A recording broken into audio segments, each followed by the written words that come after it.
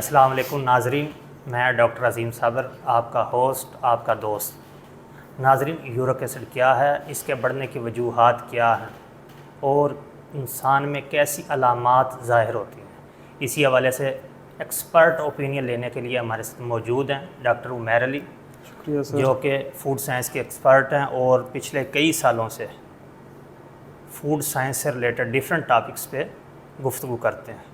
Welcome doctor साहब। बहुत शुक्रिया सर। डॉक्टर साहब, यूरिक एसिड क्या है?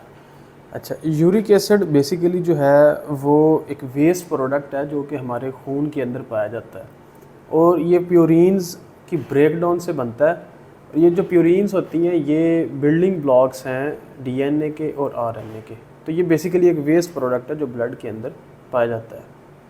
डॉक्टर साहब, ये आप प्यूरिन्स कह रहे हैं, ये प्यूरिन्स क्या चीज़ है? ये तो कोई साइंटिफिक टर्म लगती जी है जी, मुझे। प्यूरिन्स बेसिकली ये बिल्डिंग ब्लॉक्स होती हैं डीएनए की और आरएनए की, और ये नेचुरली तौर पर कंपाउंड है एक जो कि फूड के अंदर, डिफरेंट फूड्स के अंदर पाया जाता है। ड्यूरिंग डाइजेशन जो है स्टमक के अंदर जब ब्रेकडाउन होती है खुराक की, तो ये प्यूरिन्स बनता है। और हाई प्यूरिन फूड्स जिन फूड्स के अंदर ज़्यादा क्वांटिटी में ये मौजूद होता है उनमें आती हैं आपकी फ़िश आती है, आपका बीफ आता है, आपके जो ऑर्गन मीट्स हैं जैसे लीवर या किडनी, तो इनके अंदर ये ज़्यादा क्वांटिटी में पाया जाता है प्यूरिन्स, ये कंपाउंड। अच्छा डॉक्टर साहब, ये यूरिक एसिड इसके हाई होने के रीजंस क्या हैं? हाँ, यूरिक एसिड के हाई होने की काफ़ी सारी रीजंस हैं। एक चीज़ इसमें याद रखें, जो सबसे बेसिक इशू है वो जेनेटिक इशू हो सकता है।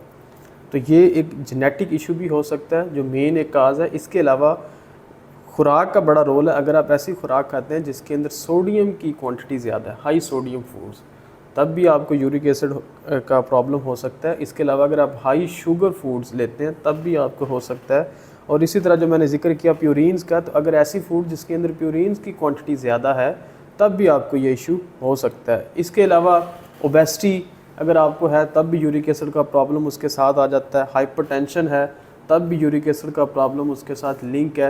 डायबिटीज़ अगर आपको है तो तब भी उसके साथ ये यूरिक एसिड का प्रॉब्लम नहीं डॉक्टर साहब, लिंक है। ये हाई सोडियम फूड जी जी, ये कौन सी?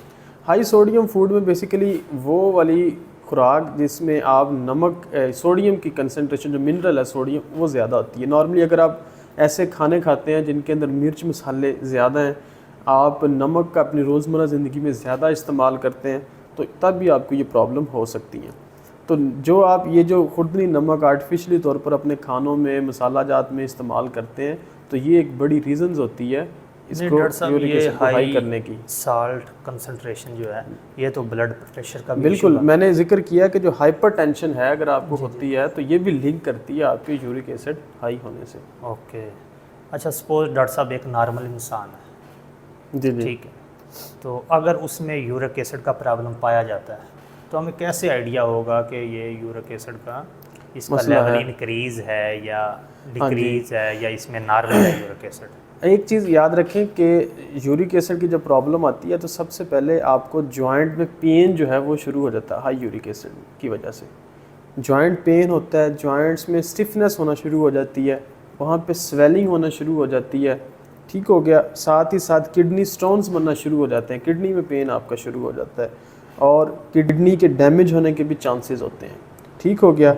इसके अलावा आपको कार्डियोवैस्कुलर डिजीज़ होने के भी चांसेस होते हैं, और अगर यूरिक एसिड का लेवल लो होता है तो न्यूरोलॉजिकल डिसऑर्डर्स भी हो सकते हैं। तो ये इस हद तक ख़तरनाक है। तो यहाँ अच्छा, पे मैं एक चीज़ और ऐड करता जाऊँ कि वो लोग जो डिस्प्रिन का ज़्यादा इस्तेमाल करते हैं या ऐसी मेडिसिन जिसमें एस्प्रिन की कंसंट्रेशन ज़्यादा है, तो वहाँ पे भी ये यूरिक एसिड उनके बॉडी में हाई हो सकता है। लिहाजा ऐसी मेडिसिन जिनमें एस्प्रिन ज़्यादा क्वांटिटी में या कंसंट्रेशन में मौजूद है उसका भी कम से कम इस्तेमाल करें। अच्छा डॉक्टर साहब, ये यूरिक एसिड की नॉर्मल रेंज क्या है? हाँ, कि ना आप डिक्रीज़ की तरफ ना जाएं, ही इंक्रीज़ की तरफ हो कि आप पेशेंट उसके बन जाएं।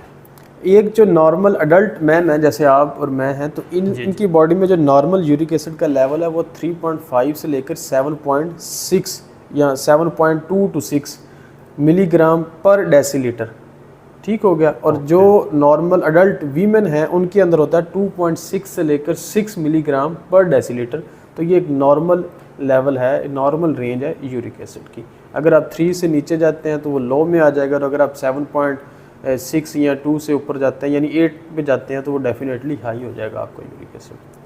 अच्छा डॉक्टर साहब, एक पेशेंट है सपोज, उसको यूरिक एसिड का प्रॉब्लम है, जी तो वो कौन सी फूड्स अपनी डेली लाइफ में लाए कि उसका यूरिक एसिड जो है वो नेचुरली यानी कि कम होना डिक्रीज होना शुरू हो जाए। इसमें एक चीज़ याद रखें, तो सबसे पहले आपने सोडियम का जो इस्तेमाल है वो कम करना है अपनी लाइफ में, ठीक हो गया। दूसरे नंबर पे आपने शुगर का इस्तेमाल वो कम करना है अपनी लाइफ में।